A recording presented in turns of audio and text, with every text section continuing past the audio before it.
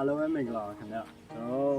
အမတ်တစ်တက်ရန်နေပြီးတော့မှရှစ်လန်းဒီရှစ်လန်းအတွက်ရိတ်ခါဆိုပြီးတော့မှရှစ်လန်းတစ်ခုခေါ်လို့ထားရှိပါတယ်အဲ့ရှစ်လန်းထဲမှာဆိုတော့အဓိကအရေးပါဆိုတော့ဒီဆန်ပေါ့နော်ဆန်တော့ရှစ်လန်းအတွက်အရေးပေါ်လိုအပ်နေပါတယ်ပေါ့နော်အခုလည်းရှစ်ကတော့ဆန်တဲ့အိတ်ဆိုရင်တသိန်းချက်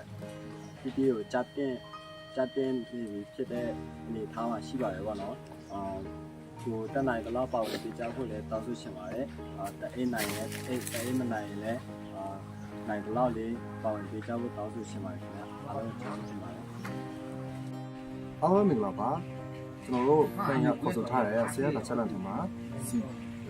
ရိခါ6မျိုးထမှာပေါ့နော်ကျွန်တော်တို့ဒီခုကန်ထားတာတော့စီရဖြစ်ပါတယ်ကျွန်တော်တို့ဒီစီဘုံကို6ပေါင်ကျပ်လို့ပတ်သက်ထားပါတယ်ခင်ဗျအဲ့တော့ကျွန်တော်တို့စီဘုံ6ပေါင်ကျပ်ကိုလာရောက်ပေါင်ပေးဖို့ဖိတ်ခေါ်ချင်ပါတယ်ခင်ဗျဒီရှိတဲ့တော့တော့ပမချောင်းလေးအများကြီးလိုအပ်နေရှိတယ်အဲဒီမှာဒါတော့ငချောင်းပေါ့နော်ငချောင်းကိုဒီပမချောင်းလောက်ဖြစ်တဲ့အများကြီးလိုနေတော့မတ်စမနေနေရှိတာပြီးတော့ဟုတ်ပါတယ်ကျွန်တော်ရှေ့တန်းမှာဆိုတကယ်လို့ပါနဲ့ရိုးရိုးလေးပြန်ရောက်တဲ့ခါမှာဒီချက်ကိုအရန်ပြင်လာတဲ့ခါမျိုးပေါ့နော်အသိစားလို့ရတဲ့ဘလာချောင်းဖြစ်သွားတယ်အကြောင်းလို့ဒီဘလာချောင်းကျွန်တော်တို့ရှေ့တန်းပို့နိုင်ဖို့ဒီလိုနေတဲ့ပေါင်းတဲ့အဖြစ်ကိုအားလုံးဖိတ်ခေါ်ချင်တယ်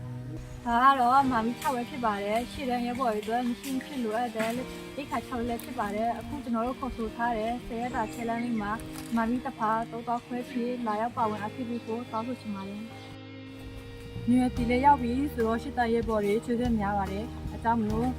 ရဲဘော်တွေရဲ့ဒီတက်တစ်ဖြစ်ဖို့လိုပါတယ်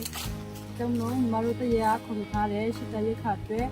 10ရက်တာ6လမ်းမှာပေါ့နော်ပါဝင်အဖြစ်ပေးချဖို့ဒီတရားခဲ့ပါတယ်ရှင့်